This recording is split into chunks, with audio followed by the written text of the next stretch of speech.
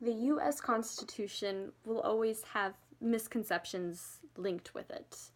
And one of the biggest misconceptions that I had leading up to the point of understanding more of the Constitution in this course was the amount of work that it took and the amount of knowledge that was utilized by the framers. There was great dedication and discipline and a grueling work ethic that the founders had to debate and convene and create the founding principles and theories of the document that were not originally at their disposal. The work was hard and grueling and even dangerous to an extent. Men in the process were capable of losing their personal moral framework and subject to compromise on certain issues and relinquishing certain priorities that they had had. And the hours were long, and the arguments were real, and lives were at stake when the men were penning words and ratifying documents for the present as well as for an uncertain future.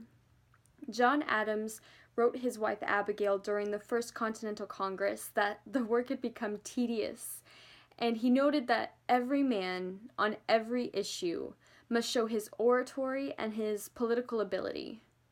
And she had wrote back to him and advised him that he should not become a mere spectator in important affairs. And I wonder if America is raising a nation of spectators. Americans today are flooded with information that remains significant for about 3 seconds, and then it's deemed ancient or old news. Americans are always expecting the next big thing, or they're always looking to the future, and, they're always wandering through life as spectators. And they watch the information just fly by, without giving it a second thought. The founding fathers, in contrast, were very engaged with the information that they had. And the room where they debated the Declaration of Independence and ratified the Constitution, they were locked in there. The windows were closed to protect them from the scrutiny of the heat, and they weren't leaving until everything had been worked out, and the ideas that they'd come up with were written down. The hours were long, and we often forget that they didn't know how the whole thing was going to work out. In our minds, they've been petrified in the past as these figures, as these symbols of colonial history, and we have a strong sense that they knew what they were doing, or they knew what they were doing was important and significant for, a date here in 2016. And for them, it happened in a present, in their hands, and it was for an uncertain future that was in flux, and it could have gone a number of different directions for the founders.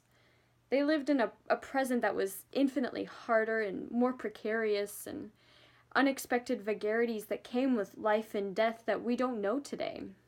We're kind of softies compared to them, and we've been made to feel secure in ways that they would have never known. Thomas Jefferson wanted to make it clear that the first purpose of government was to increase and promote the happiness of men, not just merely protect property. And according to the Virginia Bill of Rights, which was drawn up prior to the Declaration of Independence, all men are by nature free and independent and have certain inherent rights, namely the enjoyment of life and liberty with the means of acquiring happiness and safety. The people in We the People represent the individuals themselves of the collective America. Not the states, not government, not political parties, but people who had natural rights and decided to enter into a new compact presented in the Constitution.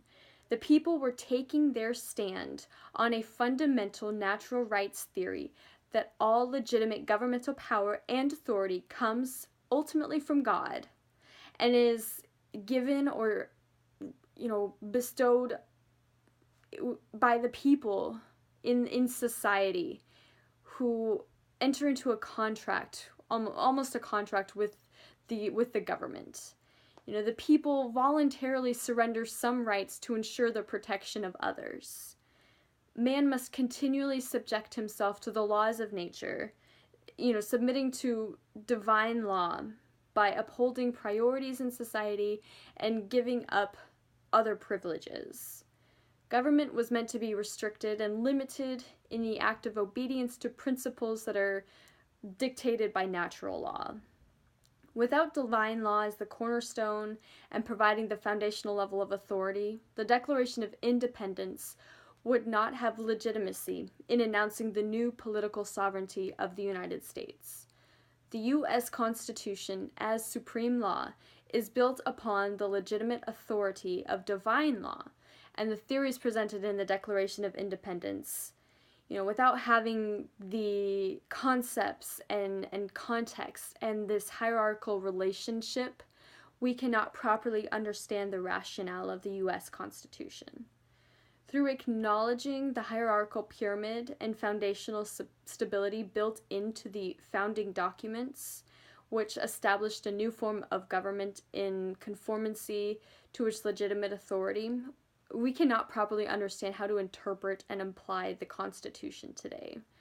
Divine law is significant if we are going to continue using the Constitution, and the citizens of the United States must realize this. I would also like to say in defense of the original intent of the Constitution and the value of divine law today, when God becomes your problem, God is the only solution to your problem. We are in a state where those against God are afflicting social philosophies into disorder. Those with a Christian voice are being subdued. We are experiencing a passive wrath of God in our socio-political battles today. As stated in Matthew 24, "For nation shall rise against nation, and kingdom against kingdom, and there shall be famines and pestilences and earthquakes in diverse places. All these are the beginning of sorrows. And they shall deliver you up from being afflicted, and they shall kill you, and you shall be hated for all nations for my name's sake. And then shall be great tribulation, such as was not since the beginning of the world to this time, nor shall ever be. Who then is a faithful and wise servant, whom his Lord hath made ruler over his household, to give them meat in due season? Blessed is the servant, whom his Lord, when he cometh, shall find so doing, that he shall make ruler over all goods." It is difficult to remain servants of God when you feel the whole world is against you. But in a way, Jesus gives us the strength to continue his good works in these challenges. It is the tribulations of the world today. It is the, stress that come with political matters and the pressure of the upcoming election and all of the issues at debate and the legitimacy of the Constitution. These are only things that should make God's people stronger. And it is, those people who ultimately, thrive. In a state where we feel like we're being subdued, we should feel more uplifted, more empowered to do the work of Jesus Christ. And that's not retaliation, but it's rather, sharing his love and sharing the divine law that God has given to us and providing for others in the ways that they need.